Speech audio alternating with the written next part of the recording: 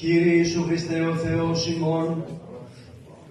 αγαθέ και φιλάνθρωπε έπιδε επί των νήνων τούτων, και επί τους μεταλαμβάνοντας εξ αυτού και ευλόγησον αυτόν, ως ευλόγησε την κολυμβήθρα του Σιλοάμ και των ποτήριων, των Αγίους Αποστόλων, ο παραγενόμενος εν Κανά της Γαλιλαίας, και ευλογήσας τας εξιδρίας και το είδωρ εισήνων μεταβαλών, και τη δόξα σου φανερώσας τις Αγίους σου μαθητές και Αποστόλης,